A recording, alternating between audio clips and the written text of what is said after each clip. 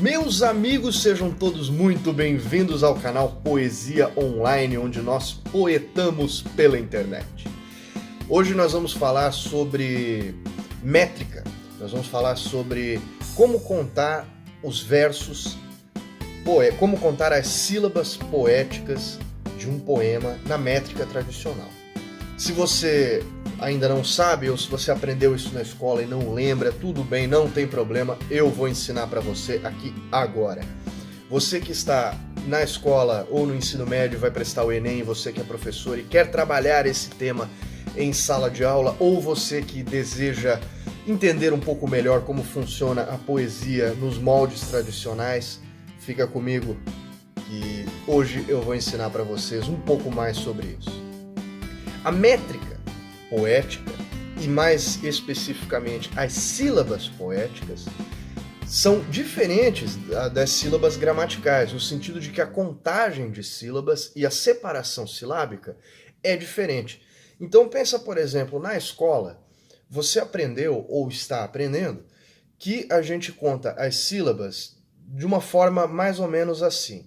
Eu vou pegar aqui um exemplo dos versos dos Lusíadas de Luís de Camões, o primeiro verso do primeiro canto da primeira estrofe dos Lusíadas, que diz: as armas e os barões assinalados. Lembra disso? As armas e os barões assinalados que da ocidental praia lusitana, por mares nunca dantes navegados, passaram ainda além da Taprobana. Esse mesmo. Então, vamos pegar esse primeiro verso. As armas e os barões assinalados. Bom, na escola, a separação silábica que você aprendeu, você separaria da seguinte forma: as armas e os barões assinalados. São 12 versos. 12 sílabas. Bom, esse verso não tem 12 sílabas poéticas. Tem 12 sílabas gramaticais, mas não tem 12 sílabas poéticas. Por quê?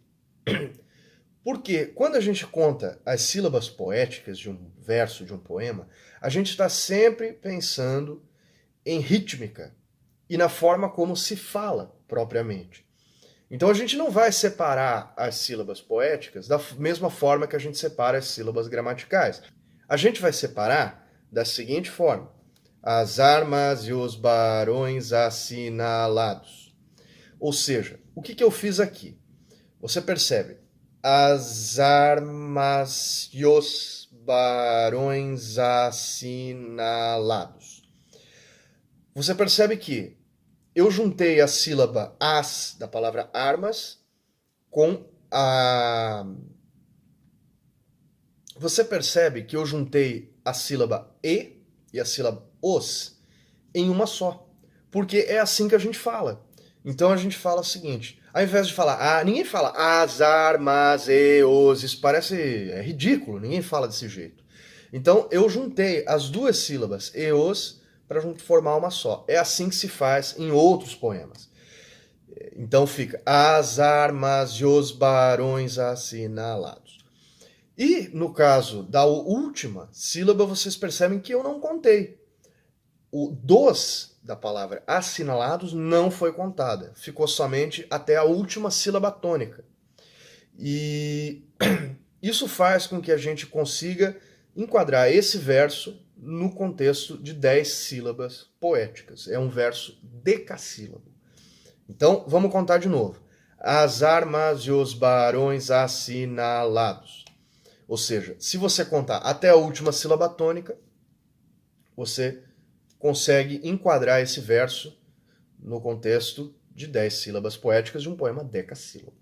Vamos pensar nos outros versos desse mesmo poema. As armas e os barões assinalados que da ocidental praia lusitana, passar por mares nunca dantes navegados, passaram ainda além da Taprobana.